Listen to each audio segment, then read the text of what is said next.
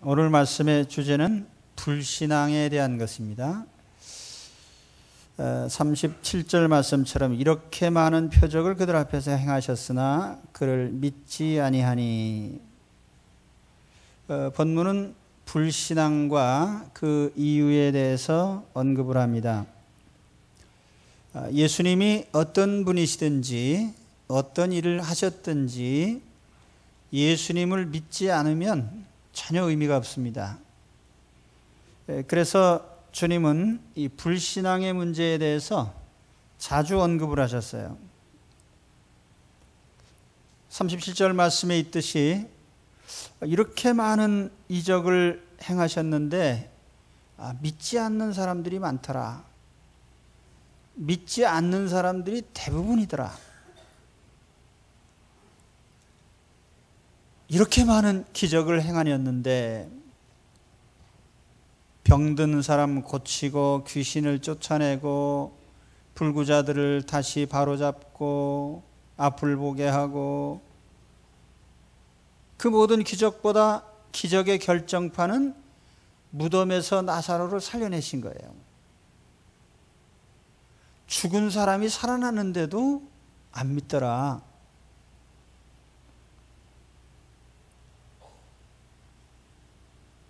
안 믿는 사람은 어떤 일이 있어도 안 믿더라. 그런 말씀이죠. 저도 그런 경험이 많습니다.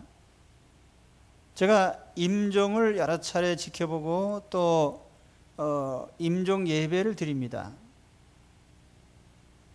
어떤 분들은 돌아가시기 전에 복음을 전해서 하나님 품으로 인도하려고 가서 이제 권면을 합니다.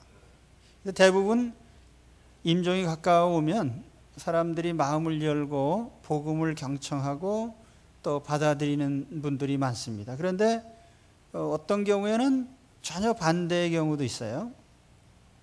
가서 말씀을 전하는데 돌아가시기 직전이니까 참 기운은 다 떨어지고 그래도 정신은 말짱해요. 그래서 복음을 전하면 도리질을 하면서 싫다고 합니다. 그래서 며칠 후에 이번엔 조금 좀 마음이 열렸을까 해서 가서 또 얘기하면 여전히, 그리고 다음 날 돌아가시죠. 또 반대로 어떤 분들은 평생 안 믿다가 돌아가시기 전에 예수님을 영접하고 세례를 받고 그렇게 임종하신 분들이 있어요.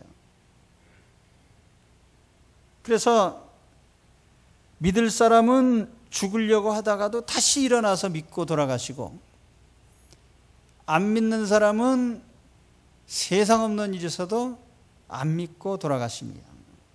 그래서 제가 얻은 결론이 뭐냐면 믿을 사람은 결국 믿고 안 믿는 사람은 결국 안 믿는다. 자, 오늘 말씀에 그렇게 많은 기적을 봤는데도 안 믿더라. 37절에 그렇게 말씀하면서 그 이유를 이제 38절에 설명을 합니다. 이는 선지자 이사야의 말씀을 이루려 하심이라. 이사야가 예언한 것을 이룬 것이다. 말하자면 예수님을, 그렇게 많은 기적을 보고도 예수님을 안 믿은 그 이유는 하나님이 이미 예언하셨기 때문이다. 사실 예수님의 생애는 전체적으로 하나님의 예언이 이루어진 생애입니다. 그러니까 거저 그냥 우연으로 이렇게 이루어진 생애가 아니에요. 하나님의 예언이 예수님의 생애를 통해서 하나하나 이루어졌습니다.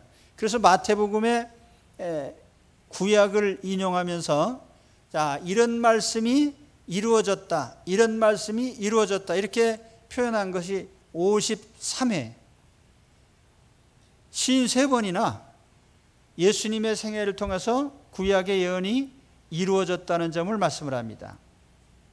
예를 들면 예수님의 동정녀 탄생, 베들레헴 출생, 애굽에 피신하신 일, 헤롯 임금이 유아들을 학살한 일, 예수님이 나사렛에 거주하신 일,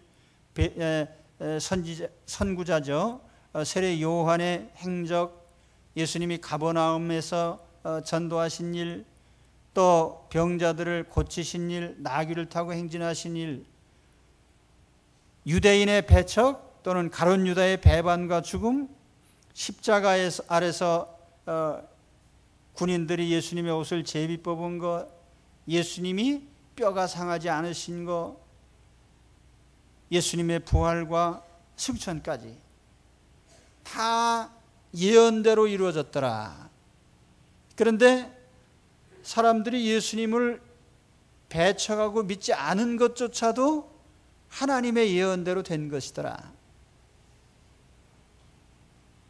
그래서 39절에 다시 설명합니다. 그들이 능히 믿지 못한 것은 이 때문이니 곧 이사야가 다시 일렀으되 그들의 눈을 멀게 하시고 그들의 마음을 완고하게 하셨으니 이는 그들로 하여금 눈으로 보고 마음으로 깨닫고 돌이켜 내게 고침을 받지 못하게 하려 함이라 하였음이더라. 이사야가 이렇게 말한 것은 주의 영광을 보고 주를 가리켜 말한 것이라. 주의 영광을 봤다는 게 예수님이 행하신 행적, 특히 죽으심과 부활, 이와 같은 주님의 영광스러운 일을 보고 메시아에 대해서 예언을 했는데 사람들이 믿지 않는 것이 보편적이더라. 그래서 그 이사야 예언을 다시 보면은 하나님께서 그들의 눈을 멀게 하시고 마음을 완고하게 하셔서 그들이 회개하지 못하게 하셨더라. 그래서 결국 믿지 못하더라. 근데 이 말씀이 얼핏 들으면 좀 이상하게 들립니다. 왜냐하면 하나님이 일부러 사람들의 마음을 악하게 하고 일부러 눈을 감기고 일부러 귀를 막게 하고 그래서 구원받지 못하게 만든 것처럼 그렇게 들려져요. 사실 구약에 그런 표현이 좀 있기는 합니다. 예를 들면 출애굽 때 하나님께서 애굽 왕 바로의 마음을 강팍하게 만드셔서 믿지 못하게 했더라, 회개를 하지 못하게 했더라, 이런 표현도 있고, 또 이사야 8장 14절에 보면은 하나님께서 걸림돌이 되시고 함정과 올무가 되시더라, 그런 표현도 있어요. 그러나 이런 표현이 하나님이 고의적으로 사람들의 마음을 가로막아서 믿지 못하게 한다든지 회개하지 못하게 한다든지 방해를 했다, 이런 뜻의 말씀은 아니에요. 우리 성경을 해석할 때 항상 성경 전체의 문맥에서 해석을 해야 됩니다. 이 성경 전체의 문맥에서 보면 하나님은 절대로 사람들로 하여금 일부러 죄를 짓게 하신 분이 아니에요. 일부러 회개하지 못하게 하신 분도 아니에요. 하나님은 죄에 대해서 고의성이 없습니다. 그래서 야고보 1장 13절에 보면 사람이 시험을 받을 때에 내가 하나님께 시험을 받는다 하지 말지니 하나님은 악에게 시험을 받지도 아니하시고 친히 아무도 시험하지 아니하시느니라. 그러면 하나님께서 눈이 멀게 하고 귀를 막게 하고 마음을 완고하게 만들었다는 이 말씀의 뜻이 뭡니까? 이 말씀의 뜻은 사람들의 죄악된 본성을 그대로 놔두셨다는 뜻입니다. 하나님이 간섭하지 않으셨다는 뜻이에요. 타락한 인류는 더 이상 나쁘게 만들 여지가 없습니다. 그냥 놔둬도 최대한 악하고 최대한 나쁩니다. 그걸 뭐 굳이 나쁘게 만들 필요가 없어요. 그냥 놔두면 충분히 악하기 때문에 나쁜 사람이 됩니다. 물론 그와 같은 상태는 마음에 하나님 두기를 싫어하는 근원적인 인간의 불신앙에서부터 출발합니다. 그래서 로마서 1장 28절에 보면 또한 그들이 마음에 하나님 두기를 싫어하며 하나님께서 그들을 그 상실한 마음대로 내어버려 두사 합당하지 못한 일을 하게 하셨으니, 여기 그 상실한 마음대로 내어버려 두셨다 하는 표현이 나오죠. 죄를 짓게 하려고 어려서부터 죄를 가르칠 필요가 없습니다. 그냥 놔두면 죄인이죠. 악한 사람이죠. 온갖 범죄가 쏟아져 나오는 본성의 인간 그대로입니다. 지금 감옥에 있는 사람들한테 물어보세요. 살인죄, 간음죄, 절도죄, 사기죄, 폭력죄, 뭐 상해죄, 어떤 죄목이든지 그런 죄를 지으려고 대학에 가서 배운 사람이 있어요? 우리나라 대학에 별의별 학과가 다 있어요. 그런데 살인학과, 간음학과, 절도학과, 사기학과 뭐 이런 과는 없습니다. 그걸 배울 필요가 없어요. 안 배워도 고도의 절도범이 될 수가 있고요. 고도의 기술을 가진 살인범이 될 수가 있어요. 왜냐하면 그건 다 스스로 터득할 수 있고 충분히 그 마음의 죄악성이 악하기 때문에 다 스스로 알 수 있습니다. 반대로 일반 사람이 어려서부터 바르게 살고 의롭게 사는 것을 가르치려면 정말 피나고 엄청난 노력을 기울여야만 조금 바르게 사는 것처럼 보입니다.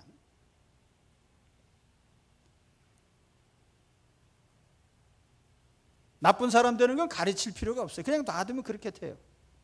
그러니까 하나님께서 뭐 눈을 가리우고 귀를 막고 마음을 완고하게 하고 일부러 그렇게 하신 게 아니에요. 하나님이 간섭 안 하고 놔두면 다 그렇게 돼요. 그럼 오늘 여러분 우리가 예수 그리스도를 믿고 하나님 자녀가 된 것은 이게 뭡니까? 하나님의 특별한 은총과 간섭의 결과입니다. 하나님이 간섭하지 않으셨으면 우리에게는 도대체 회개할 기회도 없었을 것이고 우리의 영의 눈이 열려서 하나님을 볼 수도 없었을 것입니다. 예수님이 구주이신 줄 우리는 알아보지 못했을 것이고 믿지 않았을 거예요. 그런데 하나님께서 우리의 마음의 눈을 여시고 귀를 열어서 복음을 듣게 하시고 예수 그리스도가 구주이신 것을 알게 하셔서 우리가 예수님을 믿게 된 것입니다.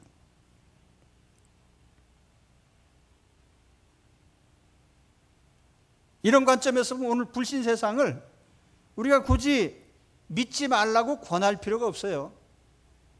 예수님이 구주가 아니라고 굳이 설명할 필요도 없고 믿지 말라고 고사지낼 필요도 없어요. 그냥 놔두면 다 안 믿으니까요.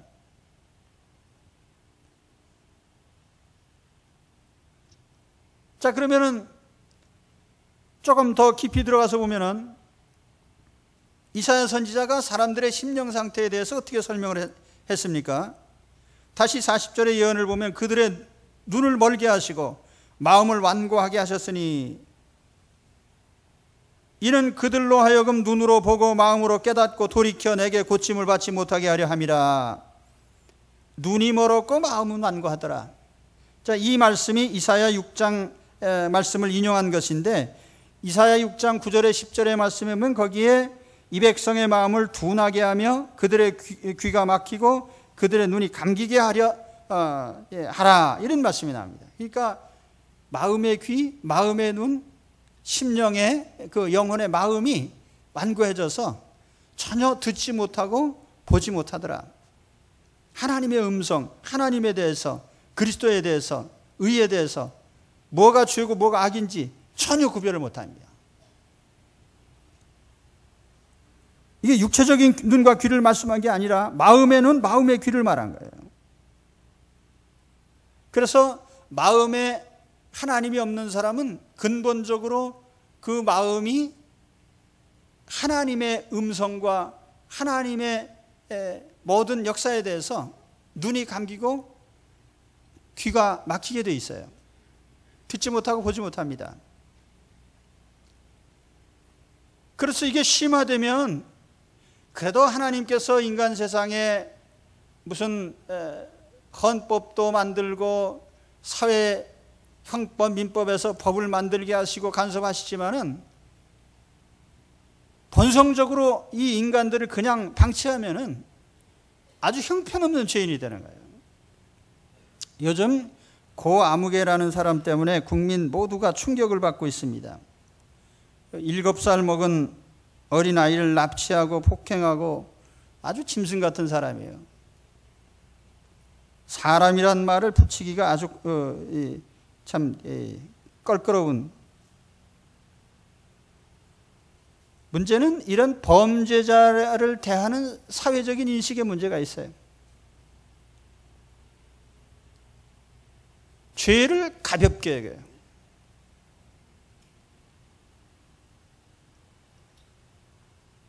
특히 요즘에 무슨 진보니 무슨 인권이니 하는 사람들이 전혀 엉뚱한데 관심을 두고 있어요. 피해자보다는 가해자의 인권에 집중을 해요. 그래서 처벌을 가볍게 하거나 처벌하지 않습니다. 미국에서 이런 일이 있었어요. 예일 대학에 다니는 보니 갈런드라는 여학생이 있었습니다. 근데 이 여학생과 사귀다 헤어진 남자가 이 여학생이 자는 침실에 망치를 가지고 들어와서 머리를 내리쳐가지고 사정없이 살해했습니다. 그런데 5주가 못 돼서 이상한 결과가 나타났어요.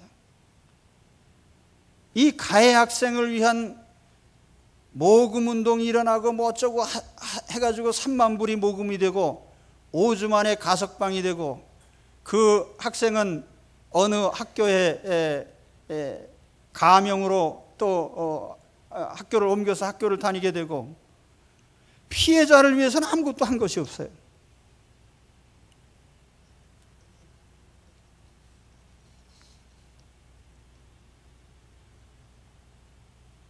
그래서 세상에 보면은 범죄자를 위한 인권운동이 소위 문명국가라고 하는 나라들에서 일어나는 추세입니다.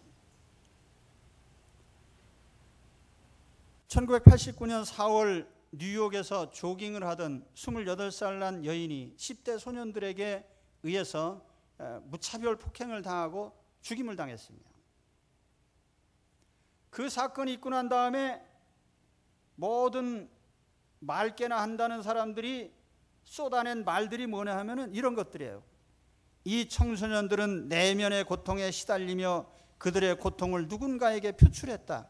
사회는 이 소년들을 따뜻하게 대해줘야 된다. 그들은 분노와 울분에 쌓여 있다. 뭐 이런 말들을 했어요.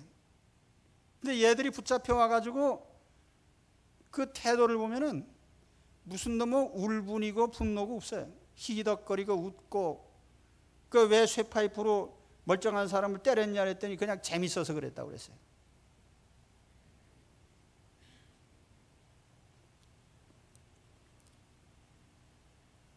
울분은 무슨 개뿔이나 울분이에요. 그냥 눈이 멀고 귀가 막히고 마음이 완악한 범죄자일 뿐이죠. 그런데 사람들은 피해자를 위로하지 않아요. 가해자에게 와글와글 집중해가지고 요즘에 보면은 언론이나 또는 꽤나 진보계나 한다는 사람들이 다 그런 주장을 해요. 그래서 요즘 누가 진보인지 보수인지 뭐 우리나라에서는 아주 간단해요. 북한의 삼부자 나쁘다고 말 안 하는 사람 다 진보고요. 동성애 찬성하는 사람 다 진보고요. 예, 그리고 범죄가 일어났을 때 피해자보다는 가해자 편에 서는 사람이 그게 진보예요. 난 그런 게 진보라면 나 진보는 영원히 안 하겠어요.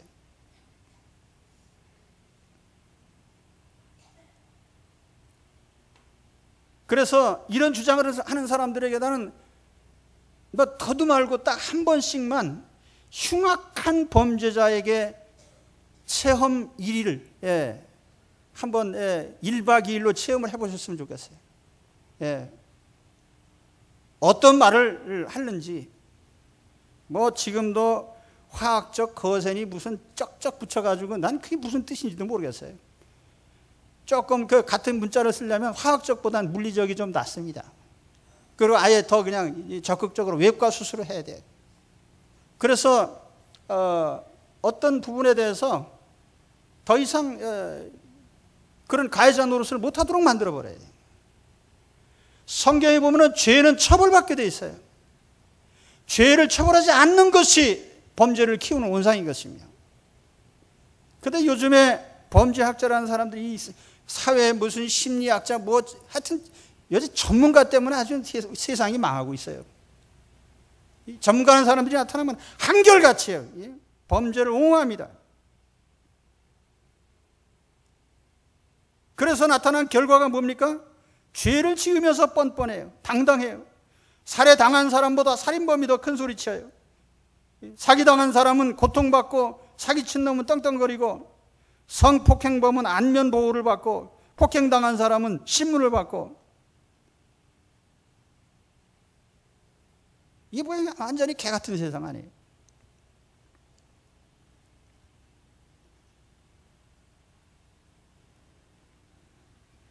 도스토옙스키의 그 죄와 벌에 보면은 라스콜니코프라는 주인공이 전당포 노인을 살해합니다. 아, 이 사람은 세상에 전혀 불필요한 인간이다, 무가치한 인간이다. 그래서 당당한 마음으로 죽였는데, 죽이고 나서는 고뇌에 빠집니다. 내가 한 인간을 살해한 그 결과에 대해서 깊은 고뇌에 빠져요.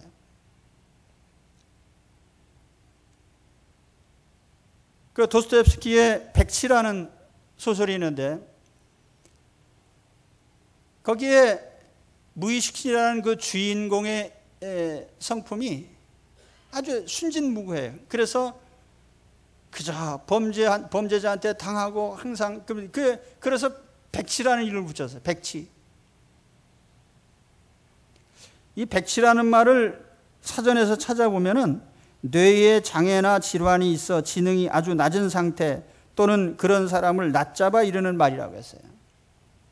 근데 그 백치라는 소설에 보면은 너무 순진해서 백치도 있지만 죄에 전혀 무감각한 죄의 백치도 있어요. 죄의식이 없습니다. 살인을 하든 도둑질을 하든 마음의 가책을 전혀 못 느끼는 사람이 있어요. 여러분, 세상에 보시면 이런 사람들이 무지무지하게 많습니다. 제가 초등학교 다닐 때보다 지금요, 이런 사람들이 한 1000만 배로 늘어난 것 같아요.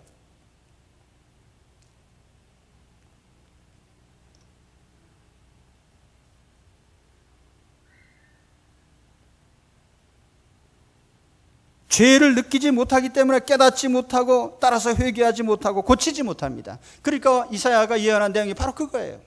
눈이 멀고 귀가 막히고 마음이 완고해서 하나님을 바라보지 못하고 음성을 듣지 못하고 영적 세계를 모르고 죄에 대한 분별력이 없고, 그러니까 회개하지 못하고 돌이키지 못하는 거예요. 그래서 세상 사람들은 놔두면 다 지옥 가게 되어 있습니다. 여러분, 요즘 추세가 무엇입니까? 범죄를 대하는 사람들의 인식이 어떻게 되어 있어요? 이미 말씀드렸지만은 피해자보다는 가해자에 관심을 가져요. 참 이상하죠. 그리고 한 개인의 책임을 묻지 않고 자꾸 사회적 책임으로 돌리려고 그래요. 이게요, 굉장히 무슨 발전된 생각 같지만은 말도 안 되는 생각이에요. 개인의 죄를 사회적 책임으로 떠넘긴 후에 그러면 사회가 같이 책임을 지느냐 하면 안 진단 말이에요. 그래서 개인의 책임을 사회적 책임으로 떠넘기는 이 성향이 사회를 향상시키는 게 아니라 사회를 점점 악하게 만드는 거예요. 그러니까 옛날에는 죄 지은 사람들이 머리를 숙이고 다녔는데 요즘은 죄 지은 사람들이 전부 큰 소리 치면서 다니는 세상이 된 거예요. 그래서 성경은 사람들이 시인하든지 말든지 인간의 역사는 점점 악해져서 결국에는 하나님의 진노와 심판 앞에 멸망당할 것입니다. 자, 그러면 하나님이 불신앙의 근원에 대해서 이렇게 말씀하셨단 말이에요. 하나님은 이미 사람들이 마음이 완고하고 눈이 멀고 귀가 먹어서 하나님 음성 듣지 않고 회개하지 못하고 다 그렇게 될 거다. 지금 그것을 얘기하고자 하는 건 아니에요. 오늘 저도 이 얘기를 하는 것은 이 세상은 다 안 믿는다 이걸 얘기하려고 한 게 아니에요. 그런 가운데도 믿는 사람이 있습니다. 우리의 관심은 믿는 거예요. 여기 계신 우리는 다 예수 그리스도를 영접하고 믿는 사람들입니다. 하나님의 자녀들입니다. 이런 불신의 쓰나미 속에서 어떻게 우리가 믿게 됐는가?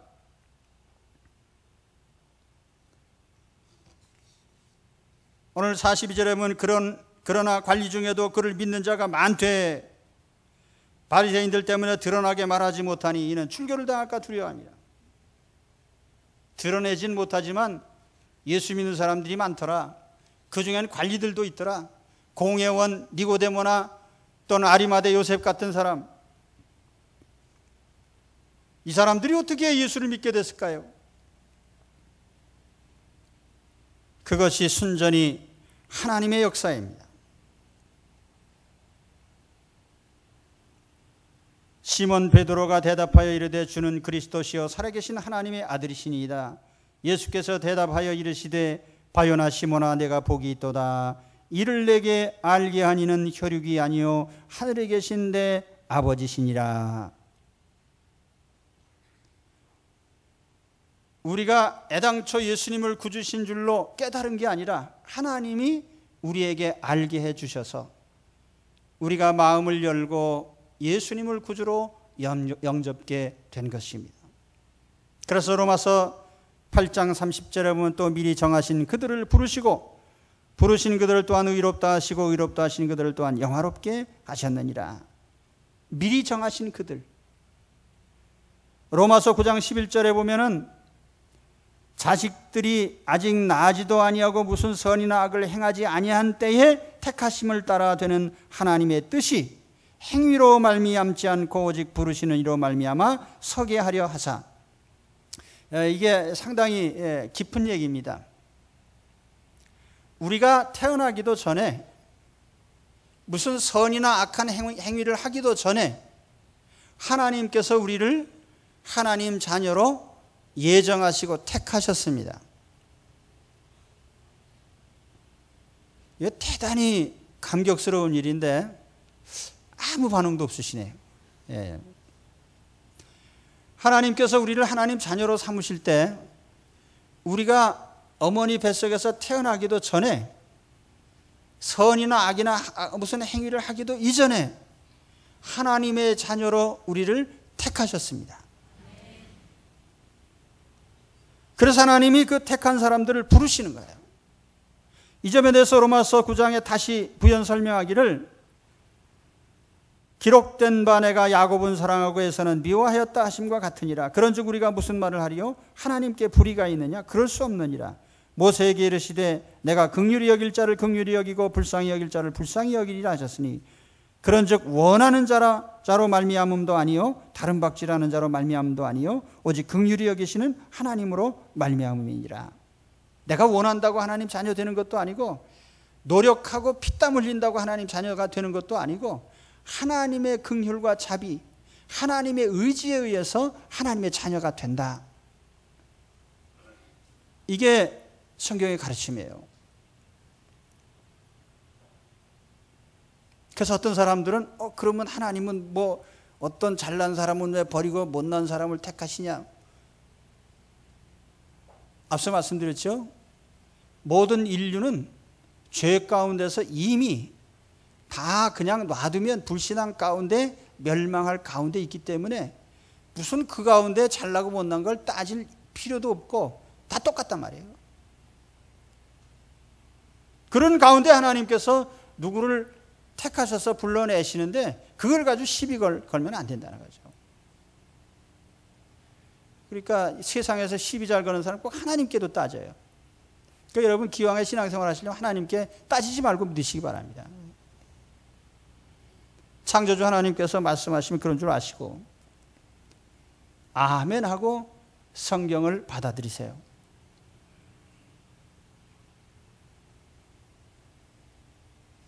자, 마지막으로 말씀드립니다. 우리에게 필요한 것은 용기 있게 내 믿음을 드러내는 것입니다. 오늘 말씀에 보면은 숨어서 믿는 자들 있죠. 출교당할까 봐 겁나가지고 몰래 믿었어요. 유대 사회에서 출교당하는 거 굉장히 두려운 일이에요. 유대 사회에서 출교를 당하면 모든 유대인의 모임에 참여할 수가 없습니다. 그리고 평상시에도 사람들과 사규빗 2m 이상 떨어져 있어야 돼요. 그리고 상거래가 중지돼요. 같이 앉아서 식사를 해도 안 돼요. 뿐만 아니라 죽은 다음에도 시체에 돌을 던져야 되고, 그런 사람을 위해서는 울며 곡해도 안 돼요. 이게 무시무시한 조치입니다. 출교라는 게. 그러니까 유대 사회에서 완전히 격리되는 거예요. 이게 두려워서 사실은 숨어서 예수 믿은 거예요. 그러나 우리가 이 사람들을 어떻게 그런 식으로 믿었느냐고 비난할 수가 없습니다. 우리도 그런 형편이 되면 우리도 그럴 거예요. 어쨌든 중요한 건 뭐냐면 예수 그리스도를 구주로 믿었다는 사실이죠. 더 바람직한 건 뭐냐면은 베드로나 야고보나 요한이나 또는 사도 바울처럼 드러내놓고 믿는 거죠. 숨어서 믿는 데에는 별 역사가 없습니다. 자기 자신을 구원할지 몰라도 삶에 큰 기적이 나타나지는 않아요. 요즘에 보면 숨은 예수쟁이들이 많습니다. 예수 믿는 것 때문에 사업상 걸림돌이 될까 해서 예수 믿는 소리를 잘 안 해요. 또 지위가 높거나 학식이 많으면, 또는 유명해지면은 자기 신상에 이 종교적인 문제 때문에 자꾸 공격이 오거든요. 대통령이 불신자였더라면 아무 일도 없었을 텐데, 대통령이 장로님이기 때문에 이 기독교 신앙이 엄청나게 역차별을 당하고 있어요. 뭐 하나 있으면 뭐 예수 믿는 사람들이.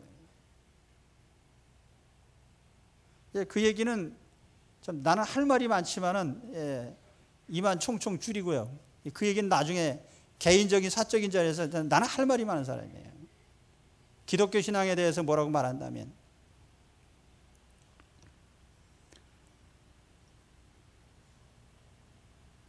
그래서 세상에서 알려진 사람들은 아주 점잖게 믿으려고 애를 씁니다. 예수님처럼, 니고데모처럼 예수님을 찾아와도 몰래 찾아와요. 신방도 몰래 하고요. 아리마대 요셉처럼 행동은 소신 있게 하는데 절대로 남에게 권하지는 않아요. 예수님을 부인하지는 않지만 권하지도 않아요. 그러니까 아주 상당히 멋있게 믿는 것처럼 보이는데 사실은 능력은 없습니다.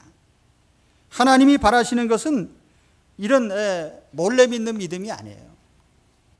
나는 예수님의 사람입니다. 나는 그리스도인입니다. 나는 하나님의 자녀입니다. 나는 하나님의 법을 따라 삽니다. 이걸 드러내야 돼요. 이거 드러내가지고 손해볼까 봐 사람들이 드러내지 못하는 거예요.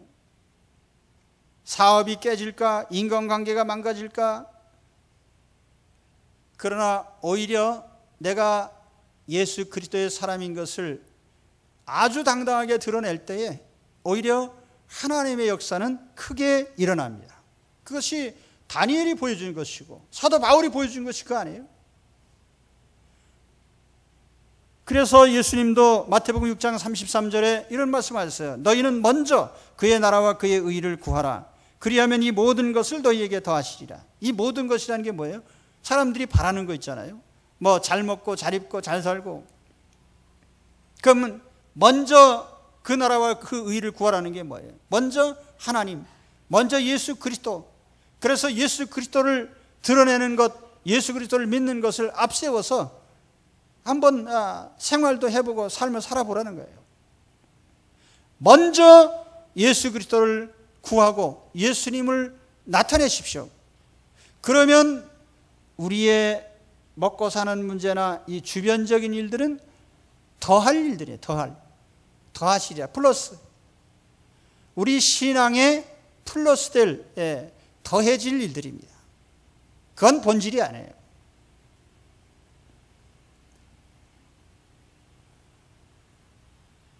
그러므로 담대하게 예수 그리스도를 믿으시기 바랍니다. 예수 그리스도를 자랑하시기 바랍니다. 사람들을 두려워하지 마십시오. 세상 이익이 날아갈까 봐 염려하지 마세요. 예수 그리스도를 자랑하는 사람은 결코 인생의 패배자가 될 수 없습니다. 왜냐하면 예수님은 세상을 이기셨기 때문에 그래요. 내가 세상을 이겼노라.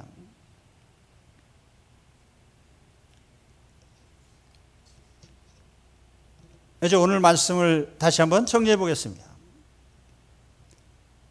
예수님이 엄청난 기적을 행하셨음에도 끝까지 안 믿은 사람들이 있어요. 그래서 성경은 이렇게 된 결과는 이미 이사야 선지자를 통해서 예언한 바 있다. 사람들이 눈이 멀고 귀가 막히고 마음이 완고해져서 안 믿게 될 거다.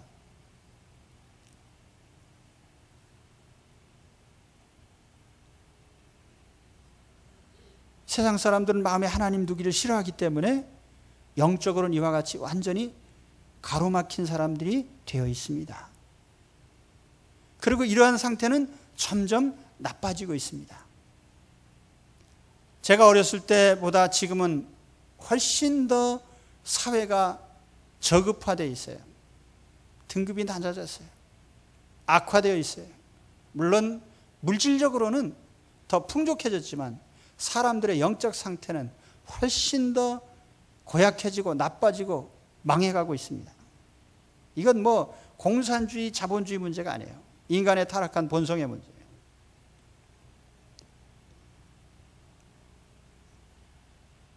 그런 가운데도 예수 그리스도를 믿고 회개하고 돌아온 사람들이 하나님의 자녀가 됐습니다.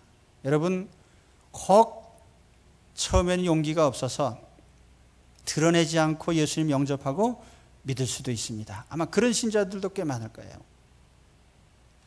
어쨌든 중요한 건 예수님을 영접하고 믿는 것입니다. 예수님을 구주로 믿고 담대히 영접하시길 바랍니다. 또 더 나아가서 이제 숨은 신자가 아니라 드러난 신자가 되시기를 축원합니다. 그래서 우리가 예수 그리스도의 이름을 드러낼 때에 거기에서 악한 마귀도 쫓겨가고 죄도 이기게 되고 사람들의 영혼도 얻게 되고 또 그것을 통해서 우리가 세상의 그 쓰나미 같은 불신 세상의 흐름을 우리가 뚫고 나갈 수 있는 힘이 생깁니다. 담대한 믿음으로 나가시기를 축원합니다. 오늘 주 안에서 이 능력 가지고 믿으세요. 숨은 신자가 아니라 만천하에 드러난 예수님의 사람들이 되시기를 주의 이름으로 축원합니다. 우리 한번 외쳐봅시다.